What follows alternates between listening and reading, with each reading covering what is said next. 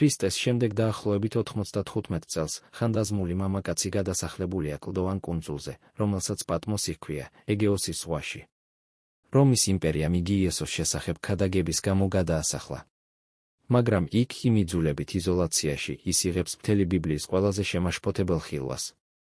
ანგელოს იგი სულით გადაჰყავს უდაბნოში და უჩვენებს ქალს, რომელსაც მოსავს პორფირი და ძუძეული, შემკულია ძვირფასი ქვებით და ხელში ოქროს თასი უჭირავს. იგი მთვრალია, მაგრამ არა ღვინით, სისხლით. მის შუბლზე კი წერია სახელი, რომელიც საუკუნეების განმავლობაში გამოიწვევდა მწვავე დებატებს, საიდუმლო ბაბილონი დიდი. თუ თქვენც გწამთ იესო ქრისტესი და მოგწონთ მსგავსი ბიბლიური დოკუმენტური ფილმები, უყურეთ ბოლომდე, გამოიწერეთ არხი ახლავე და დააკომენტარეთ ამინ. ქრისტიანული ეპოქის 95 წელი. იმპერატორი დომიციანე რომს რკინის ხელით მართავს. ქრისტიანები სასტიკი დევნის ახალ ტალღას აწყდებიან. იმპერატორის ღმერთად თაყვანისცემაზე უარის თქმა ნიშნავს დაპატიმრებას, ქონების კონფისკაციას, წამებას ან სიკვდილს არენებზე. ადრეული ეკლესიის ერთ-ერთი ყველაზე პატივსაცემი ლიდერი, მოციქული იოანე, რომელიც უკვე დაახლოებით 90 წლისაა, გადასახლებულია ეგეოსის ზღვის უნაყოფო კუნძულზე. პატმოსის სიგრძეში მხოლოდ 13 კილომეტრია, ციგანეში კი 8. ტალღებს შორის დაკარგული პატარა წერტილი, რომელსაც იმპერია პოლიტიკური პატიმრებისთვის სასჯელ აღსრულების კოლონიად იყენებდა. იქ კლდეებითა და მარტოობით გარემოცული რესურსების გარეშე, თემისა და საზოგადოების გარეშე, თითქოს სამყაროსგან მივიწყებული, იოანე იღებს ხილვათა სერიას, რომელიც სამუდამოდ შეცვლიდა იმას, თუ როგორ ესმით ქრისტიანებს უკანასკნელი ჟამი და ღვთისმოწინააღმდეგე ძალების ბუნება. კვირა დღე იყო. უფლის დღე, როგორც მას ქრისტიანები უკვე უწოდებდნენ. იოანე სულით იყო სავარაუდოდ ლოცვასა და მედიტაციაში, როდესაც ზურგს უკან მოესმა ძლიერი ხმა, საყვირის ხმასავით მძლავრი.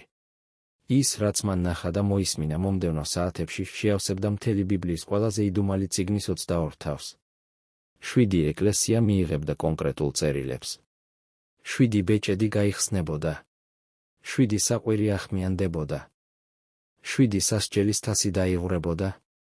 მაგრამ ყველა ხილვას შორის ერთი განსაკუთრებით გამოირჩევა თავისი ხატოვანი ძალისხმიერებითა და იმ დებატებით, რომლებიც მან საუკუნეების მანძილზე გამოიწვია. მე-17 თავში 7 ანგელოზიდან ერთ-ერთი, რომელთაც საბოლოო სამსჯავროს თასები ეჭირათ, მიუახლოვდა იოანეს კონკრეტული მოწვევით. მოდი უთხრა ანგელოზმა, გიჩვენებ დიდ მეძავზე სამსჯავროს, რომელიც მრავალ წყალზე ზის. რომელთანაც მეძაობდნენ დედამიწის მეფენი და დედამიწის მკვიდრნი დაითვნენ მისი მეძაობის ღვინით, ენა შოკის მომგვრელია. მეძავი, მეძაობა, სიმთვრალე. მაგრამ ეს არ უნდა გაუკვირდეს მას, ვინც იცნობს ძველი აღთქმის წინასწარმეტყველებს. ესაია, იერემია, ეზეკიელი და ოსია არაერთხელ იყენებდნენ ამავე მეტაფორას სულიერი ღალატის აღსაწერად. როდესაც ქალაქი ანერი ტოვებდა ჭეშმარიტ ღმერთს, რათა მიცემოდა ცრუ ღმერთებსა და კორუმპირებულ პოლიტიკურ ალიანსებს, წინასწარმეტყველები მას მეძავს უწოდებდნენ. ეს არ იყო პირველ რიგში სექსუალური ხასიათის შეურაცხყოფა. ეს იყო გამანადგურებელი სულიერი მხილება. მეძაობა წარმოადგენდა ღმერთთან დადებული წმინდა აღთქმის ღალატს, სულიერი ერთგულების გაყიდვას მიწიერი სარგებლის სანაცვლოდ. დაფიქრდით იმაზე, რაც ეზეკიელმა დაწერა იერუსალიმის შესახებ თავისი წიგნის მე-16 თავში. იგი აღწერს ქალაქს, როგორც მიტოვებულ ბავშვს, რომელიც ღმერთმა გადაარჩინა, განბანა, სცხო, შემოსა ნაქარგი ქსოვილებით, შეამკო სამკაულებით და აიყვანა საყვარელ ცოლად. მაგრამ მან გამოიყენა თავისი სილამაზე მეზობელ ერებთან მეძაობისთვის, ენდობოდა რა ადამიანურ ალიანსებს ნაცვლად იმ უფლისა, რომელმაც იგი იხსნა. ყველა გზა ჯვარედინზე აიშენე საროსკიპოები, სტებს ბრალს წინასწარმეტყველი. და არ ყოფილხარ ჩვეულებრივი მეძავივით, რომელიც გასამრჯელოს იღებს. შენ უარესი იყავი, რადგან თავად უხდიდი შენს საყვარლებს, ესაიამ ტიროს უწოდა მეძავი თავისი წიგნის 23 თავში. ნაუმა ეს ტერმინი ნინევიას მიუსადაგა მე-3 თავში. იერემია არაერთხელ წარუდგებოდა იერუსალიმს იგივე ბრალდებით. ეს ენა ნაცნობი იყო პირველი საუკუნის ნებისმიერი ებრაელისთვის, ვინც წმინდა წერილს იცნობდა. როდესაც იოანემ თავის ხილებში მეძავი იხილა, მან მაშინვე გააცნობიერა, რომ საქმე ეხებოდა მონუმენტური მასშტაბის სულიერ ღალატს. ახლა ყურადღებით დააკვირდით იმ კონკრეტულ დეტალებს, რომლებსაც იოანე გამოცხადებაში აღწერს. ანგელოზმა იგი სულით გადაიყვანა უდაბნოში და იქ მან იხილა ქალი. იგი იჯდა ძუძეულ მხეცზე, რომელიც სავსე იყო გმობის სახელებით, ჰქონდა 7 თავი და 10 რქა. ხეც იმას ატარებდა, მხარს უჭერდა, გადაჰყავდა. ქალს ემოსა პორფირი და ძუძეული, შემკული ოქროთი, ძვირფასი ქვებითა და მარგალიტებით. ხელში ეჭირა ოქროს თასის სავსე სისაძაგლით და მისი მეძაობის უწმინდურებით. შუბლზე ეწერა სახელი, საიდუმლო, ბაბილონი დიდი მეძავთა და დედამიწის სისაძაგლეთა დედა. და ყველაზე შემაშფოთებელი დეტალი, იგი მთვრალი იყო წმინდათა სისხლით და იესოს მოწმეთა სისხლით. წმინდათა სისხლი. ეს ნიშნავს სისტემატურ დევნას. ეს ნიშნავს მასობრივ მოწამეობას. ვინც არ უნდა იყოს ეს ქალი, მის ხელებზეა იმ ადამიანების სისხლი, რომლებიც ერთგულად მიჰყვებოდნენ ქრისტეს სიკვდილამდე. და არა მხოლოდ ცოტა სისხლი. იგი მთვრალია. გაუძღა. კმაყოფილია. ეს მიუთითებს ხანგრძლივ ორგანიზებულ, დაუნდობელ დევნაზე, რომელიც თაობების განმავლობაში გაგრძელდა. მაგრამ ვინ არის ის? რომელი ქალაქი, რომელი სისტემა, რომელი ძალა წარმოადგენს ამ საშინელ ფიგურას? თავად ანგელოზი იძლევა მნიშვნელოვან მინიშნებებს. მე-9 მუხლში ის ამბობს, აქ არის გონება, რომელსაც აქვს სიბრძნე. 7 თავი 7 მთა, რომლებზეც ქალი ზის. ისინი ასევე 7 მეფეა, 5 დაეცა, 1 არის, ხოლო მეორე ჯერ არ მოსულა, მე-18 მუხლში კი გამოცხადება კიდევ უფრო პირდაპირი და ცალსახა ხდება. ქალი, რომელიც შენიხილე, არის დიდი ქალაქი, რომელიც მეფობს დედამიწის მეფეებზე. დაფიქრდით ამ სცენარზე ყურადღებით. ქალაქი, რომელიც ბატონობს მთელი ცნობილი დედამიწის მეფეებზე. 7 მთაზე დამკვიდრებული. იმ დროს, როდესაც იოანე წერდა, პირველი საუკუნის ბოლოს, მთელ მსოფლიოში არსებობდა მხოლოდ ერთი ქალაქი, რომელიც საყოველთაოდ ცნობილი იყო როგორც 7 მთის ქალაქი. რომი. რომის 7 ბორცვი ცნობილი იყო მთელ იმპერიაში და მის საზღვრებს გარეთაც. კვირინალი, ვიმინალი, ესკვილინი, კაპიტოლიუმი, ცელიუმი, პალატინი და ავენტინი. რომაელი პოეტები, როგორებიც იყვნენ ვირგილიუსი და პროპერციუსი, ამ მახასიათებელს თავიანთ ლექსებში განადიდებდნენ. ორატორები ოფიციალურ გამოსვლებში რომს 7 ბორცვის ქალაქად მოიხსენიებდნენ. იმპერატორ ვესპასიანეს დროს მოჭრილი მონეტები, იოანეს მიერ გამოცხადების დაწერიდან სულ რამდენიმე წლით ადრე, ასახავდა პერსონიფიცირებულ ქალღმერთ რომას, რომელიც 7 ბორცვზე იჯდა. იდენტიფიკაცია აბსოლუტურად აშკარა და მყისიერი იყო პირველი საუკუნის ნებისმიერი მკითხველისთვის, იქნებოდა ის ებრაელი, ქრისტიანი თუ წარმართი. მაგრამ აქ წარმოიშობა პირველი დიდი განხეთქილება ინტერპრეტატორებს შორის ისტორიის მანძილზე. ზოგიერთს მიაჩნია, რომ წინასწარმეტყველება მთლიანად შესრულდა წარსულში და ეხება წარმართულ რომს, რომელიც დევნიდა ქრისტიანებს ნერონიდან დიოკლეტიანემდე, დაახლოებით 250 წლის განმავლობაში. ამას ეწოდება პრეტერისტული ინტერპრეტაცია, რომელიც გამოცხადებას განიხილავს როგორც პირველ საუკუნეში ან მომდევნო საუკუნეებში უკვე მომხდარი მოვლენების აღწერას.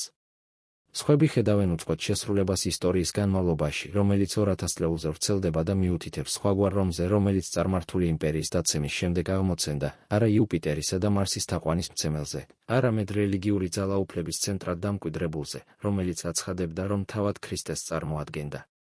ეს არის ისტორიციზმული ინტერპრეტაცია, რომელიც დომინირებდა ქრისტიანებს შორის შუა საუკუნეებიდან მე-19 საუკუნემდე.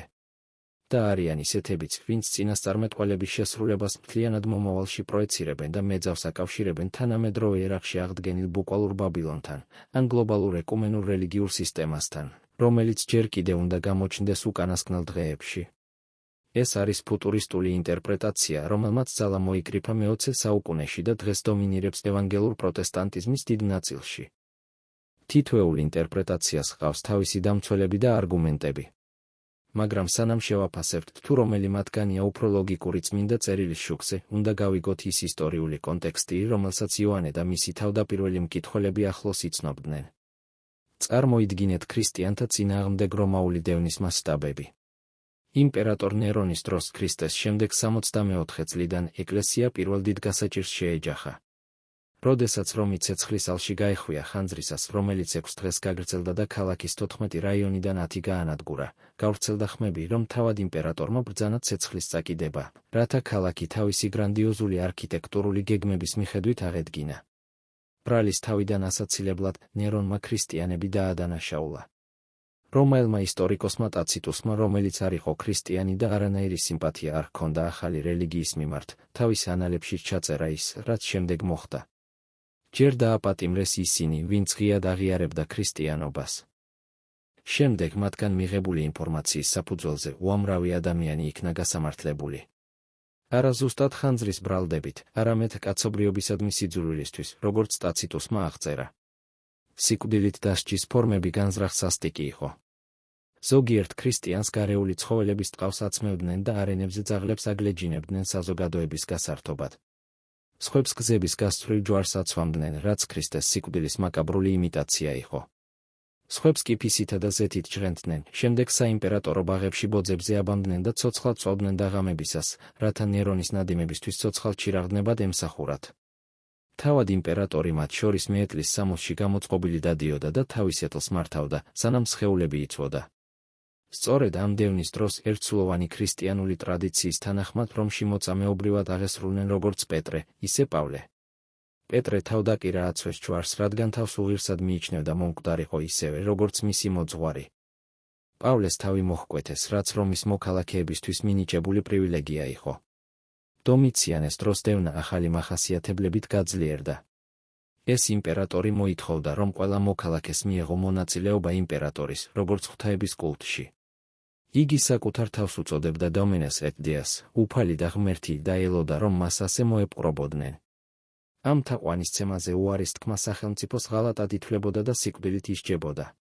სწორედ ამ კონკრეტულ კონტექსტში იქნა იოანე პატმოსზე გადასახლებული. ტერტულიანესა და ეკლესიის სხვა მამების მიერ შემონახული ქრისტიანული ტრადიცია გვამცნობს, რომ იოანე ჯერ რომში წაიყვანეს, სადაც მისი მოკვლა მდუღარიზეთში ჩაგდებით სცადეს, მაგრამ მან სასწაულებრივად გადარჩა, რის შემდეგაც კუნძულზე გადაასახლეს. მომდევნო საუკუნეებში დევნა პერიოდულად გრძელდებოდა, შედარებითი სიმშვიდის პერიოდები ძალადობის აფეთქებებით იცვლებოდა. დეციუსმა 250 წელს ბრძანა, რომ იმპერიის ყველა მოქალაქეს შეეწირა მსხვერპლი რომაული ღმერთებისთვის და მიეღო მონაწილეობის დამადასტურებელი სერტიფიკატი. ქრისტიანები, რომლებიც უარს ამბობდნენ, იწამებოდნენ და სიკვდილით ისჯებოდნენ. ვალერიანემ რამდენიმე წლის შემდეგ მიზანმიმართულად ამოიღო მიზანში ეპისკოპოსები, ხუცესები და დიაკვნები, რათა ეკლესიის ხელმძღვანელობისთვის თავი მოეკვეთა. მაგრამ ყველაზე სისტემატური და სასტიკი დევნა დიოკლეტიანეს დროს მოხდა, 303 წლიდან. დაახლოებით 10 წლის განმავლობაში ინგრეოდა ეკლესიები, იცვლებოდა წმინდა წერილი, პატიმრობდნენ სასულიერო პირები და ნებისმიერი ქრისტიანი, რომელიც უარს ამბობდა ღმერთებისთვის მსხვერპლის შეწირვაზე, იწამებოდა ან სიკვდილით ისჯებოდა. ევსები კესარიელმა, ეკლესიის ისტორიკოსმა, რომელიც ამ პერიოდში ცხოვრობდა, აღწერა საშინელი სცენები. ქრისტიანები ამოთხრილი თვალებით, ქრისტიანები ფეხის მყესებ გადაჭრილი, რათა ვერ გაქცეულიყვნენ. ქრისტიანები ნელ ცეცხლზე დამწვარი ტანჯვის გასახანგრძლივებლად. ამ თითქმის სამსაუკუნოვანი პერიოდული დევნის განმავლობაში, ნერონიდან 313 წლამდე მილანის ედიქტამდე, ვარაუდობენ, რომ რომის იმპერიაში 100,000-დან 300,000-მდე ქრისტიანი ეწამა. ზოგიერთი ისტორიკოსი ამ ციფრებს კონსერვატიულად მიიჩნევს, სხვები გადაჭარბებულად. მაგრამ ყველაზე დაბალი შეფასებაც კი წარმოუდგენელ ხოცვა-ჟლეტას ნიშნავს. წმინდათა სისხლმა მართლაც გაჟღენთა იმპერიის არენები, ცირკები და ქუჩები. ქალი ამ სისხლით იყო მთვრალი. მაშ, მხოლოდ ეს იყო. წინასწარმეტყველება მხოლოდ წარმართულ რომზე საუბრობდა და მთლიანად შესრულდა 313 წლამდე. პირველი საუკუნეების ბევრი ქრისტიანი ასე ფიქრობდა. მაგრამ მეოთხე საუკუნეში მოხდა რაღაც, რამაც მთლიანად შეცვალა ხმელთაშუა ზღვისპირეთის რელიგიური ლანდშაფტი. 313 წელს იმპერატორმა კონსტანტინემ გამოსცა მილანის ედიქტი, რომლითაც ქრისტიანებს რელიგიური თავისუფლება მიანიჭა. რამდენიმე წლის შემდეგ მან თავად გამოაცხადა თავი ეკლესიის მფარველად და დაიწყო ჩარევა თეოლოგიურ საკითხებში, მოიწვია ნიკეის კრება 325 წელს დოქტრინალური დავების გადასაჭრელად. ქრისტიანობა დევნილიდან პრივილეგირებულ რელიგიად იქცა. 380 წელს იმპერატორმა თეოდოსიუსმა გადადგა საბოლოო ნაბიჯი, ნიკეის ქრისტიანობა რომის იმპერიის ერთადერთ ლეგიტიმურ რელიგიად გამოაცხადა. ყველა სხვა რელიგია, მათ შორის ქრისტიანობის ის ვარიანტები, რომლებიც ერეტიკულად მიიჩნეოდა, თანდათანობით აიკრძალა. წარმართული ტაძრები დაიხურა. მსხვერპლშეწირვა აიკრძალა. იმპერია, რომელიც ადრე ეკლესიას დევნიდა, ახლა ქრისტიანულ სარწმუნოებას ყველა თავის ქვეშ ევრდომს თავს ახვევდა. იმას, რაც დიდებულ გამარჯვებად ჩანდა, მოჰყვა შედეგები, რომლებსაც მოციქულები ვერასოდეს წარმოიდგენდნენ. ეკლესიას, რომელიც ადრე იდევნებოდა და ტანჯვით იწმინდებოდა, ახლა პოლიტიკური ძალაუფლება ჰქონდა. სიმდიდრემ დაიწყო დენა საეკლესიო სალაროებში. გადაეცათ საკუთრებები. აშენდა მდიდრული ეკლესიები. ხოლო რომის ეპისკოპოსმა, რომელიც უკვე სარგებლობდა პატივისცემით იმპერიის დედაქალაქში ქრისტიანული თემის ხელმძღვანელობისა და ტრადიციულად პეტრესთან ასოცირებული კათედრის დაკავების გამო, დაიწყო სულ უფრო მეტი ავტორიტეტის დაგროვება სხვა ეპისკოპოსებზე. მომდევნო საუკუნეების განმავლობაში ეს ავტორიტეტი ექსპონენციალურად გაიზარდა. როდესაც დასავლეთ რომის იმპერია 476 წელს ბარბაროსთა შემოსევების შედეგად დაეცა, რომის ეპისკოპოსი დარჩა ყველაზე სტაბილურ და პატივსაცემ ფიგურად იტალიის ნახევარკუნძულზე. გერმანული ტომები, რომლებმაც იმპერია დაიპყრეს, წარმართებიან არიანელები იყვნენ, ლეგიტიმურობის მოსაპოვებლად ბევრი მათგანი რომაულ კათოლიციზმზე მოექცა. პაპი გახდა არა მხოლოდ სულიერი ლიდერი, არამედ პოლიტიკური არბიტრი მეფეებსა და ერებს შორის. შუა საუკუნეებში პაპობამ თავისი საერო ძალაუფლების პიკს მიაღწია. პაპმა ინოკენტი მე-13 საუკუნის დასაწყისში განაცხადა, რომ პაპი ღმერთზე დაბლაა, მაგრამ ყველა ადამიანზე მაღლა და რომ ის ყველას განსჯის, მაგრამ თავად ვერავინ განსჯის.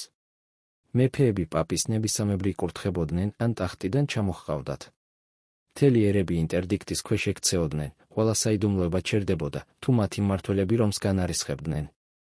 პაპმა ბონიფაციუს ვიემ 1302 წლის ბულაში ანემ სემპტემ განაცხადა, რომ გადარჩენისთვის აბსოლუტურად აუცილებელი იყო, ყოველი ადამიანი დამორჩილებოდა რომის პონტიფიკოს. აქ შემოდის ქრისტიანობის მთელი ისტორიის ერთ-ერთი ყველაზე საკამათო და გავლენიანი ინტერპრეტაცია. მე-16 საუკუნის პროტესტანტული რეფორმაციის დროს, პრაქტიკულად ყველა რეფორმატორმა, გამონაკლისის გარეშე, პაპობა გააიგივა გამოცხადებაში აღწერილ ბაბილონის მეძავთან. მარტინ ლუთერი, ავგუსტინე ლიბერი, რომელმაც რეფორმაცია წამოიწყო 1517 წელს ვიტენბერგში თავისი 95 თეზისის გამოქვეყნებით, ამ დასკვნამდე მივიდა რომ თან მრავალწლიანი სწავლისა და კონფლიქტის შემდეგ. 1520 წელს მან დაწერა, კათოლიკური ეკლესია სხვა არაფერია, თუ არა ბაბილონი, ხოლო პაპი არის ანტიქრისტე. გასაკვირი იქნებოდა, ღმერთს ციდან ცეცხლი და გოგირდი რომ არ ეცვიმებინა და რომ იუფსკრულში არ ჩაეძირა, როგორც ეს ძველ სოდომსა და გომორას უყო, როდესაც კითხეს, თუ ვინ იქნებოდა ანტიქრისტე, თუ არა პაპი, ლუთერმა უპასუხა, თუ ის არ არის, მაშინ ვინმე მითხრას, ვინ არის. ჟან კალვინი, ჟენევის რეფორმატორი, სრულად ეთანხმებოდა ამას. პავლეს ეპისტოლეებისა და გამოცხადების თავის კომენტარებში იგი არაერთხელ აიგივებდა პაპობას წმინდა წერილში ნაწინასწარმეტყველებ განდგომილებასთან. ულრიხ ცვინგლი ციურიხში, ჯონ ნოქსი შოტლანდიაში, უილიამ ტინდეილი ინგლისში, ყველა დამოუკიდებლად მივიდა იმავე დასკვნამდე. ვესტმინსტერის აღსარება, პრესვიტერიანობის ფუნდამენტური დოკუმენტი, რომელიც 1647 წელს შედგა, თავდაპირველად 25 თავის მე-6 ნაწილში აცხადებდა, ეკლესიას სხვა თავი არ ჰყავს, გარდა უფალი იესო ქრისტესი. არც რომის პაპი შეიძლება იყოს მისი თავი რომელიმე გაგებით, არამედ ის არის ის ანტიქრისტე, ის ცოდვისკაცი და დაღუპვის ძე, რომელიც ეკლესიაში ქრისტეს წინააღმდეგ და ყოველივე იმის წინააღმდეგ აღზევდება, რასაც ღმერთი ეწოდება, რატომ ასეთი სიმძაფრე? რატომ მივიდნენ სხვადასხვა ერის ენისა და კონტექსტის ღვთისმოსავი და განათლებული ადამიანები დამოუკიდებლად ერთსა და იმავე ფეთქებად დასკვნამდე? რეფორმატორები მიუთითებდნენ ფაქტორთა თანხვედრაზე, რომლებსაც გარდაულად მიიჩნევდნენ. პირველი, მდებარეობა. რომი რჩებოდა კათოლიკური რელიგიური ძალაუფლების ცენტრად, იგივე შვიდი მთის ქალაქად, რომელიც გამოცხადებაშია იდენტიფიცირებული. ვატიკანი სიტყვასიტყვით აშენებულია რომის ერთ-ერთ ბორცვზე. ამ დამთხოვის იგნორირება შეუძლებელი იყო. მეორე, სამოსი. პაპი და კარდინალები თავიანთ ოფიციალურ საზეიმო სამოსში იყენებდნენ პორფირს, იისფერს და ძუძეულს, წითელს ზუსტად იმ ფერებს, რომლებიც იოანეს ხილვაშია აღწერილი.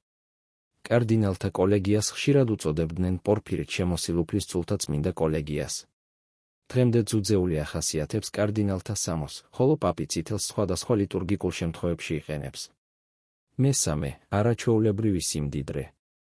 შუა საუკუნეების კათოლიკურმა ეკლესიამ საუკუნეების განმავლობაში უზარმაზარი საგანძური დააგროვა, ტერიტორიული საკუთრებები, რაც პაპს ევროპის ერთ-ერთ უდიდეს მიწად მფლობელად აქცევდა, ფასდაუდებელი ხელოვნების ნიმუშები, მასიური ოქროს ორნამენტები, ძვირფასი ქვებით მოჭედილი თასები, ბრილიანტებითა და მარგალიტებით მოელვარე პაპის ტიარები. წმინდა პეტრეს ბაზილიკა რომში, რომელიც მე-16 საუკუნეში აღადგინეს, ნაწილობრივ დაფინანსდა იმ ინდულგენციების გაყიდვით, რამაც ლუთერის პროტესტი გამოიწვია. მეძავი შემკული იყო ოქროთი, ძვირფასი ქვებითა და მარგალიტებით. მეოთხე და ყველაზე მძიმე რეფორმატორთა ხედვით საუკუნეების განმავლობაში დაღვრილი წმინდათა სისხლი. ინკვიზიცია, რომელიც ფორმალურად მე-13 საუკუნეში ჩამოყალიბდა ერესებთან საბრძოლველად, სხვადასხვა ფორმით 600 წელზე მეტ ხანს მოქმედებდა. შუა საუკუნეების ინკვიზიცია დევნიდა კათარებს, ვალდენსებსა და სხვა დისიდენტურ ჯგუფებს. ესპანური ინკვიზიცია, რომელიც 1478 წელს დაარსდა, 1834 წლამდე მოქმედებდა 356 წლის განმავლობაში. პორტუგალიური ინკვიზიცია ფუნქციონირებდა 1536 წლიდან 1821 წლამდე. რომაული ინკვიზიცია, რომელიც 1542 წელს რეფორმაციის საპასუხოდ რეორგანიზდა, დღემდე არსებობს სარწმუნოების მოძღვრების კონგრეგაციის სახელით. ვარაუდობენ, რომ ესპანური ინკვიზიციის მიერ მისი არსებობის მანძილზე უშუალოდ სიკვდილით დაისაჯა 3000-დან 5000-მდე ადამიანი. მაგრამ არა პირდაპირი სიკვდილიანობის მაჩვენებელი, მათ შორის იმათი, ვინც ციხეებში, წამებისას ან განაჩენის შედეგად გარდაიცვალა, მნიშვნელოვნად მაღალია. და ესპანური ინკვიზიცია მხოლოდ ერთ-ერთი იყო მრავალთაგან.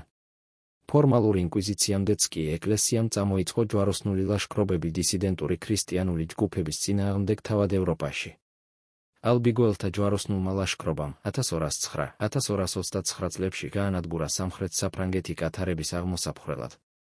მთელი ქალაქები გაიჟლითა. ბეზიეს აღებისას, როდესაც პაპის ლეგატს კითხეს, თუ როგორ გაერჩიათ ერეტიკოსები ერთგული კათოლიკეებისგან, მან თითქოს უპასუხა, დახოცეთ ყველა. ღმერთი თავისიანებს იცნობს, ამ ქალაქში ერთ დღეში დაახლოებით 20,000 ადამიანი მოკლეს. ვალდენსები, პეტრევალდოს მიმდევრები, რომლებიც ქადაგებდნენ სამოციქულო სიღარიბეს და ბიბლიის კითხვას მშობლიურ ენაზე, საუკუნეების განმავლობაში დაუნდობლად იდევნებოდნენ ალპების ხეობებში საფრანგეთსა და იტალიას შორის. ხოცვა-ჟლეტა მოხდა 1655 წელს, როდესაც კათოლიკურმა ჯარებმა შეუტიეს ვალდენსების სოფლებს, დახოცეს ათასობით ადამიანი და გადარჩენილები აიძულეს მოქცეულიყვნენ ან გადასახლებულიყვნენ. იან ჰუსი, ბოჰემიელი რეფორმატორი, რომელიც ლუთერის ბევრ იდეას წინ უსწრებდა, 1415 წელს ცოცხლად დაწვეს კონსტანცის კრებაზე, მიუხედავად იმისა, რომ მიღებული ჰქონდა საიმპერატორო დაცვის სიგელი. მისმა მიმდევრებმა, ჰუსიტებმა, გაუძლეს პაპის 5 ჯვაროსნულ ლაშქრობას, რომლებიც მათ განადგურებას ცდილობდნენ. ხოლო როდესაც პროტესტანტული რეფორმაცია იფეთქა, დევნა დრამატულად გაძლიერდა. წმინდა ბართლომეს ღამემ 1572 წლის აგვისტოში იხილა ჰუგენოტი პროტესტანტების სისტემატური ხოცვა-ჟლეტა პარიზსა და საფრანგეთის სხვა ქალაქებში. პარიზში ერთ ღამეში დაახლოებით 3000 ადამიანი მოკლეს. მომდევნო კვირებში ხოცვა-ჟლეტა პროვინციებში გავრცელდა, რამაც დაღუპულთა საერთო რაოდენობა 10,000-დან 30,000-მდე გაზარდა. პაპმა გრიგოლ ძეიმეს მოვლენა სამახსოვრო მედლით აღნიშნა, რომელზეც გამოსახული იყო ჰუგენოტებზე თავდამსხმელი გამანადგურებელი ანგელოზი, ბრძანა საზეიმო მონეტების მოჭრა და პაპის სამლოცველოში სამადლობელი იდეომგის აღვლენა. რეფორმატორებისთვის, რომლებიც ამ სისხლით გაჟღენთილ ისტორიას უყურებდნენ, იდენტიფიკაცია გარდაუვალი იყო. ქალი მთვრალი იყო წმინდათა სისხლით და იესოს მოწმეთა სისხლით. მაგრამ ამ ინტერპრეტაციას მძლავრი წინააღმდეგობის გარეშე არ ჩაუვლია. კათოლიკურმა ეკლესიამ უპასუხა წინასწარმეტყველური ინტერპრეტაციის ალტერნატიული სისტემების შემუშავებით, რომლებიც გამორიცხავდნენ ყოველგვარ კავშირს პაპობასთან. ესპანელმა იეზუიტმა ლუის დე ალკაზარმა მე-17 საუკუნის დასაწყისში შეიმუშავა პრეტერისტული ინტერპრეტაცია თავის ნაშრომში Investigatio Arcanis Sensus in Apocalypse, რომელიც სიკვდილის შემდეგ 1614 წელს გამოქვეყნდა. იგი სისტემატურად ამტკიცებდა, რომ გამოცხადების ყველა წინასწარმეტყველება უკვე შესრულდა რომაელების მიერ იერუსალიმის განადგურებისას 70 წელს, ან რომაული წარმართობის დაცემისას მომდევნო საუკუნეებში. მეძავი იქნებოდა განდგომილი იერუსალიმი ან წარმართული რომი, ორივე უკვე განადგურებული. შესაბამისად, არანაირი აწმყო ან მომავალი კავშირი პაპობასთან არ იარსებებდა. სხვა იეზუიტმა, ფრანცისკო რიბერამ, შეიმუშავა ფუტურისტული ინტერპრეტაცია გამოცხადების თავის კომენტარში, რომელიც 1590 წელს გამოქვეყნდა. მან წინასწარმეტყველებების შესრულება გადაიტანა უკანასკნელი ჟამის სამნახევარწლიან პერიოდში, რომელიც ჯერ კიდევ შორს იყო მომავალში. ანტიქრისტე იქნებოდა კონკრეტული პიროვნება, რომელიც მხოლოდ ამ საბოლოო პერიოდში გამოჩნდებოდა და არა ისტორიული პაპობა. ბაბილონის მეძავი იქნებოდა განდგომილი რელიგიური სისტემა, რომელიც მხოლოდ მომავალი გასაჭირის დროს აღმოცენდებოდა. ეს ორი ინტერპრეტაცია, პრეტერიზმი და ფუტურიზმი, თავდაპირველად სპეციალურად რომის პროტესტანტული ბრალდებებისგან დასაცავად შეიქმნა. ირონიულია, რომ ორივე მათგანი მოგვიანებით ბევრმა პროტესტანტმა აითვისა მომდევნო საუკუნეებში. პრეტერიზმმა მიმდევრები შეიძინა ლიბერალ თეოლოგებს შორის მე-19 საუკუნეში. ფუტურიზმი კი, განსაკუთრებით ჯონ ნელსონ დარბის მიერ შემუშავებული დისპენსაციონალიზმის ფორმით, რომელიც პოპულარული გახდა სკოფილდის ბიბლიის მეშვეობით მე-20 საუკუნის დასაწყისში, დომინანტური გახდა ჩრდილოამერიკულ ევანგელურ პროტესტანტიზმში და, შესაბამისად, მსოფლიო ევანგელიკალიზმის დიდ ნაწილში. დღეს ევანგელისტთა უმრავლესობა ფუტურიზმის რომელიმე ვარიანტს მიჰყვება და ელოდება, რომ ბაბილონის მეძავი მხოლოდ 7 წლიანი მომავალი გასაჭირის პერიოდში გამოჩნდება. ისტორიციზმული ინტერპრეტაცია, რომელიც პაპობას წინასწარმეტყველების უწყვეტ შესრულებად ხედავდა ისტორიის მანძილზე, უმცირესობაში აღმოჩნდა, თუმცა მას კვლავ ოფიციალურად ინარჩუნებენ ისეთი დენომინაციები, როგორიცაა მე-7 დღის ადვენტისტთა ეკლესია და ზოგიერთი ტრადიციული პრესვიტერიანული ჯგუფი. არსებობს კიდევ ერთი ინტერპრეტაცია, რომელიც ყურადღებას იმსახურებს. ზოგიერთი მკვლევარი მეძავს აიგივებს არა რომთან იქნება ეს წარმართული თუ პაპისტური, არამედ იერუსალიმთან. ამ ნაწილობრივ პრეტერისტულ ხედვას საუკუნეების მანძილზე ჰყავდა პატივსაცემი დამცველები. არგუმენტი ეფუძნება რამდენიმე მნიშვნელოვან ტექსტუალურ და ისტორიულ პუნქტს. თავად გამოცხადებაში მე-11 თავის მერვე მუხლში დიდი ქალაქი იდენტიფიცირებულია როგორც ადგილი, სადაც მათი უფალიც იქნა ჯვარცმული, რაც აბსოლუტურად ცალსახამინიშნებაა იერუსალიმზე და არა რომზე. ძველი აღთქმის წინასწარმეტყველები არაერთხელ უწოდებდნენ იერუსალიმს მეძავს, როდესაც ის ღმერთს შორდებოდა. ხოლო 70 წელს რომაელთა მიერ იერუსალიმის განადგურება იყო აპოკალიფსური მასშტაბის კატაკლიზმური მოვლენა, რომელიც იდეალურად მოერგებოდა მეძავზე სამსჯავროს აღწერას. ამ ხედვის დამცველები მიუთითებენ, რომ იერუსალიმი ასევე ცნობილი იყო როგორც 7 მთის ქალაქი იმ პერიოდის რაბინულ ტექსტებში. რაბი ელიეზერის პირკე მერვე საუკუნის მიდრაშული თხზულება, ყოველგვარი ახსნის გარეშე აღნიშნავს, რომ იერუსალიმი 7 ბორცვზეა გაშენებული, რაც მიუთითებს იმაზე, რომ ეს გაგება კარგად იყო ცნობილი ებრაულ წრეებში. არსებობს შთამბეჭდავი დეტალი სამოსის შესახებ. გამოცხადებაში აღწერილი მეძავის სამოსი, პორფირი, ძუძეული, ოქრო და ძვირფასი ქვების ზუსტად შეესაბამება ისრაელი მღვდელმთავრის სამოსს, რომელიც აღწერილია გამოსვლის 28 თავში. ეფოდი, სამკერდე, ფერადი ქსოვილის ბროწეულები, ეს ყველაფერი ორივე აღწერაში გვხვდება. გადამწყვეტი და გამანადგურებელი განსხვავება ისაა, რომ მღვდელმთავრის შუბლზე ამოტვიფრული იყო წარწერა წმინდა აუფლისთვის, ხოლო მეძავის შუბლზე წერია მგზუფებელი სახელი ბაბილონი, მეძავთა დედა. კონტრასტი განზრახულია, მეძავი წარმოადგენს კორუმპირებულ ისრაელურ სამღვდელოებას, რომელმაც უარყო მესია და დევნიდა მის მიმდევრებს. რომელი ინტერპრეტაციაა სწორი? იერუსალიმზე ფოკუსირებული პრეტერიზმი? წარმართულ რომზე ფოკუსირებული პრეტერიზმი? პაპისტურ რომზე მიმითითებელი ისტორიციზმი? თუ ფუტურიზმი, რომელიც მომავალ შესრულებას ელოდება? შესაძლოა პასუხი არ იყოს ისეთი მარტივი, როგორც მხოლოდ ერთი ალტერნატივის არჩევა და სხვების უარყოფა. ბიბლია ხშირად იყენებს ორმაგი მითითების ან მრავალჯერადი შესრულების პრინციპს, სადაც წინასწარმეტყველებას შეიძლება ჰქონდეს ნაწილობრივი რეალიზაცია სხვადასხვა ეპოქაში მის საბოლოო და დეფინიტურ შესრულებამდე. ესაიამი წინასწარმეტყველა ქალწულზე, რომელიც მუცლად იღებდა ძეს, ნაწილობრივი შესრულება მოხდა თავად ესაიას დღეებში, მაგრამ სრული შესრულება 700 წლის შემდეგ მოვიდა მარიამისა და იესოს მეშვეობით. 70 წელს იერუსალიმის განადგურებამ შეასრულა იმ წინასწარმეტყველებათა მნიშვნელოვანი ასპექტები, რომლებიც ეხებოდა დიდ ქალაქს, რომელმაც უარყო თავისი წინასწარმეტყველები და ჯვარს აცვა თავისი მესია. წარმართულმა რომმა შეასრულა პირველ საუკუნეებში წმინდათა სისტემატურ დევნასთან დაკავშირებული ასპექტები. რომზე ორიენტირებულმა რელიგიურმა სისტემამ მომდევნო საუკუნეებში გამოავლინა ის მახასიათებლები, რომლებიც რეფორმატორებმა წინასწარმეტყველების უწყვეტ შესრულებად მიიჩნიეს. და თუ ეს კანონზომიერება ნარჩუნდება, შესაძლოა კვლავ იყოს მომავალი შესრულებები იმ სისტემებში, რომლებიც ჯერ კიდევ აღმოცენდებიან. მაგრამ კონკრეტულ ეპოქებში შესრულების შესახებ დებატებისგან დამოუკიდებლად, სულიერი სიმბოლიზმი ნათელი და მუდმივია. ბაბილონი წარმოადგენს სისტემას. ძველი ისტორიული ბაბილონი თავისი 58 ტაძრით, რომლებიც სხვადასხვა წარმართულ ღმერთებს ეძღვნებოდა, თავისი დიდებული ზიკურატებით, რომლებიც ადამიანური ძალისხმევით ცისმითვდომას ცდილობდნენ, თავისი დახვეწილი კერპთაყვანისმცემლობითა და ისრაელის ღმერთისადმი ამპარტავნული გამოწვევით, გახდა ყოველი ცრუ რელიგიისა და შემოქმედის მოწინააღმდეგე ყოველი მიწიერი ძალაუფლების მარადიული ბიბლიური არქეტიპი. როდესაც ნაბუქოდონოსორმა 586 წელს გაანადგურა იერუსალიმის ტაძარი, წაიღო წმინდა ჭურჭელი ბაბილონში და შებილწა ისინი თავისი კერპების თაყვანისცემის ნადიმზე, იგი გახდა წმინდას შებილწვის მარადიული სიმბოლო. როდესაც მან აღმართა დაახლოებით 30 მეტრის სიმაღლის ოქროს ქანდაკება დურას ველზე და ბრძანა, რომ ყველას მუხლი მოეყარა სიკვდილის შიშით, მან დაამკვიდრა ყოველი ტოტალიტარული სისტემის სტანდარტი, რომელიც აბსოლუტურ თაყვანისცემას მოითხოვს. ბაბილონური რელიგია თავისი დროისთვის არაჩვეულებრივად დახვეწილი იყო. მთავარ ღმერთს, მარდუქს, ჰქონდა თავისი მდიდრული ტაძარი, ესაგილა, ქალაქის ცენტრში ეტემენანკის სიკურატის გვერდით, რომელიც ცნობილი ბაბილონის გოდოლია და 90 მეტრს აღწევდა. იშთარს სიყვარულისა და ომის ქალღმერთს სცემდნენ თაყვანს რიტუალებით, რომლებიც მოიცავდა წმინდა პროსტიტუციას ტაძრებში. მხოლოდ ქალაქის კედლებს შიგნით 58 ტაძარი იყო სხვადასხვა ღვთაებისადმი მიძღვნილი.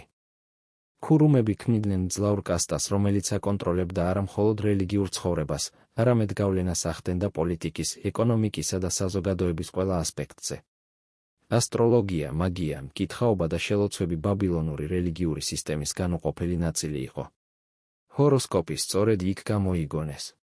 ბაბილონელებს სწამდათ, რომ შეეძლოთ სულიერი ძალებით მანიპულირება სწორი რიტუალების მეშვეობით, ღმერთების რისხვის დაცხრომა შესაბამისი მსხვერპლშეწირვით და კეთილდღეობის გარანტირება მაგიური პრაქტიკით. ყოველივე ეს შემოსილი იყო დახვეწილი სულიერი გარეგნობით, დიდი სიზუსტით შესრულებული რთული ცერემონიებით და შთამბეჭდავი არქიტექტურით, რომელიც მოწიწების შთაგონებისთვის იყო შექმნილი. იოანეს წინასწარმეტყველება უბრალოდ არ ახდენს კონკრეტული გეოგრაფიული ქალაქის იდენტიფიცირებას ისტორიის გარკვეულ მომენტში. იგი ააშკარავებს სულიერ სისტემას, რომელიც ცილდება ეპოქებსა და ადგილებს.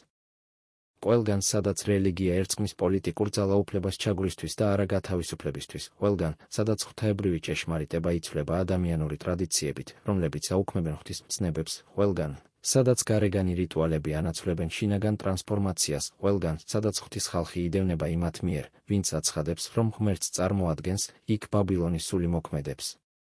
იოანე მიხილა ქალი, რომელიც ძუძეულ მხედზე იჯდა. იგი არ დადიოდა მარტო და არც საკუთარ თავს ეყრდნობოდა. იგი მთლიანად იყო დამოკიდებული პოლიტიკურ ძალაუფლებაზე, რომელიც წარმოდგენილი იყო 7-თავიანი და 10-ქიანი მხეცით, რომელსაც იგი გადაჰყავდა. კორუმპირებულ რელიგიასა და ტოტალიტარულ სახელმწიფოს შორის ამ ბილწმა ალიანსმა წარმოშვა ქრისტიანული ისტორიის უდიდესი ტრაგედიები. როდესაც ეკლესია იყენებს სახელმწიფოს მკლავს თავისი დოქტრინების ძალით დასამკვიდრებლად, სისხლი აუცილებლად იღურება.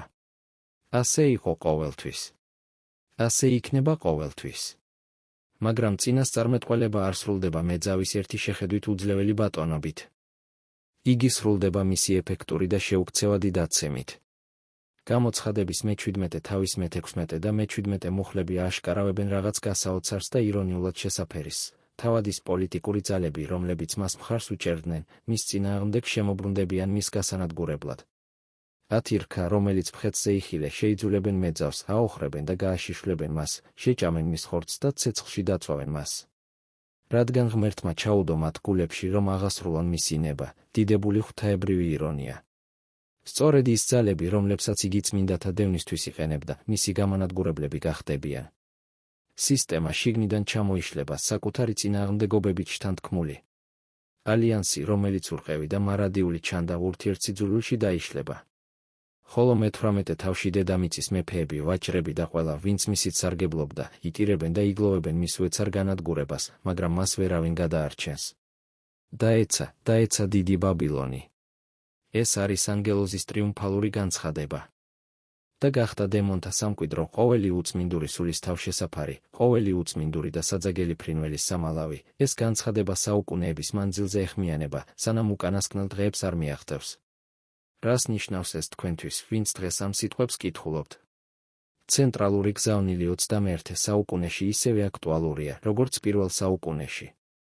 გამოდით მისგან, ჩემო ხალხო, ამბობს ხმაზეციდან გამოცხადების მე-18 თავის მე-4 მუხლში, რათა არ ეზიაროთ მის ცოდვებს და არ დაგატყდეთ მისი წყლულები. ეს არის მოწოდება რადიკალური გამოყოფისკენ.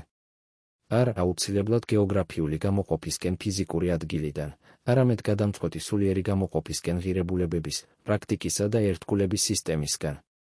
უარის თქმა იმ რელიგიურ სისტემებში მონაწილეობაზე, რომლებმაც წმინდა წერილის ჭეშმარიტება ადამიანთა ტრადიციებზე გაცვალეს. უარის თქმა იმ ინსტიტუტების ნაწილად ყოფნაზე, რომლებმაც გარდამსახველი მადლი მანიპულაციური კონტროლით შეცვალეს. უარის თქმა წინასწარმეტყველური ხმის ჩახშობაზე კომფორტული პოზიციების შესანარჩუნებლად. უარის თქმა იმ დოქტრინების თასიდან სმაზე, რომლებიც ეწინააღმდეგება ქრისტესა და მისი მოციქულების ნათელ სწავლებას. გამოცხადების მეძავი წარმოადგენს რელიგიის ყოველ ფორმას, რომელიც ღალატობს მარადიულ ჭეშმარიტებას დროებითი მიწიერი სარგებლისთვის. ყოველ ინსტიტუტს, რომელიც ღვთისწმინდა სახელს იყენებს მიწიერი ძალაუფლების დასაგროვებლად. ყოველ სისტემას, რომელიც ხურის ერთგულთა სისხლს, როდესაც აცხადებს, რომ მათ ღვთის სახელით ემსახურება. ხოლო საბოლოო ღვთაებრივი პასუხი ამ სისტემისთვის არ არის ეტაპობრივი რეფორმა. ეს არის სრული სამსჯავრო. ბაბილონი არ სწორდება, არ იწმინდება და არ უმჯობესდება. იგი მთლიანად ნადგურდება. რადგან მისი ცოდვები ცას მისცვდა და ღმერთმა გაიხსენა მისი უშჯულოებანი. ამიტომ ერთ დღეს მოვა მისი სასჯელები, სიკვდილი, გლოვა და შიმშილი და ცეცხლში დაიწვება, რადგან ძლიერია უფალი ღმერთი, რომელმაც ის განსაჯა. ამავდროულად გამოცხადების იმავე წიგნში არსებობს სხვა ქალი. განზრახული და მძლავრი კონტრასტი. მე-12 თავში იოანე ხედავს მზით შემოსილ ქალს, რომელსაც ფეხქვეშ მთვარე აქვს და თავზე 12 ვარსკვლავის გვირგვინი ადგას. იგი წარმოადგენს ღვთის ერთგულ ხალხს გამოსყიდვის მთელი ისტორიის მანძილზე. წითელი დრაკონის მიერ დევნილი, უდაბნოში გაქცეული, ღვთის მიერ მისთვის მომზადებულ ადგილებში დაცული, მაგრამ არასოდეს განადგურებული, არასოდეს საბოლოოდ დამარცხებული. დრაკონი ცდილობს შთანთქოს იგი და მისი ძე, მაგრამ ვერ ახერხებს. ებრძვის მისი შთამომავლობის დანარჩენ ნაწილს, მათ, ვინც იცავს ღვთის მცნებებს და აქვს იესოს მოწმობა, მაგრამ სამუდამოდ ვერ იმარჯვებს. ორი ქალი. ორი ქალაქი. ორი სულიერი რეალობა კოსმიურ კონფლიქტში. ერთი თვრება იმ წმინდათა სისხლით, რომლებსაც დევნის. მეორე იდევნება, მაგრამ ღვთაებრივი ძალით გადარჩება. ერთი ზის მიწიერ ტახტებზე, შემოსილი ოქროთი და მოპარული სამკაულებით. მეორე შემოსილია მზით, შემკული ზეციური დიდებით, რომლის წართმევაც შეუძლებელია. ერთი დაეცემა, რათა აღარასოდეს წამოდგეს, მისი კვამლი საუკუნითი საუკუნემდე ავა. მეორე ციდან ჩამოვა, როგორც თავისი ქმრისთვის გამზადებული და შემკული პატარძალი, ბრწყინვალე ახალი იერუსალიმი. არჩევანი თითოეული ადამიანის წინაშეა კაცობრიობის ყოველ თაობაში. რომელ ქალაქს ეკუთვნით? რომელ ქალს ემსახურებით? რომელი თასიდან სვამთ? გამოცხადება არ დაწერილა მომავალი ქრონოლოგიების შესახებ ცნობის მოყვარეობის დასაკმაყოფილებლად ან სენსაციური სპეკულაციების გამოსაკვებად. იგი დაიწერა წმინდათა გასაძლიერებლად მიმდინარე დევნის დროს. რათა შეგვახსენოს, რომ რაც არ უნდა ძლიერად ჩანდნენ ადამიანური სისტემები, რომლებიც ღმერთს უპირისპირდებიან, მათ ყველას აქვთ ვარგისიანობის ვადა მონიშნული მარადიულ განზრახვებში. და რათა ურყევი დარწმუნებით გამოაცხადოს, რომ კრავი გაიმარჯვებს, რადგან ის არის უფალთა უფალი და მეფეთა მეფე, ხოლო ისინი, ვინც მასთან არიან მოწოდებულნი, რჩეულნი და ერთგულნი. ვისაც ყური აქვს, ის მინოს, რას ეუბნება სული ეკლესიებს. მეძავის სუსტმა და კონკრეტულმა იდენტიფიკაციამ შეიძლება კვლავაც წარმოშვას დაუსრულებელი აკადემიური დებატები სხვადასხვა ტრადიციის მკვლევართა შორის. მაგრამ არსებითი წინასწარმეტყველური მოწოდება აბსოლუტურად ცალსახაა მათთვის, ვისაც სულიერი ყური აქვს. ურყევი ერთგულება ქრისტესადმი. გადამწყვეტი გამოყოფა ყოველი სისტემისგან, რომელიც მის სიტყვას ეწინააღმდეგება. მოთმინება ბოლომდე, რაფასადაც არ უნდა დაჯდეს ეს.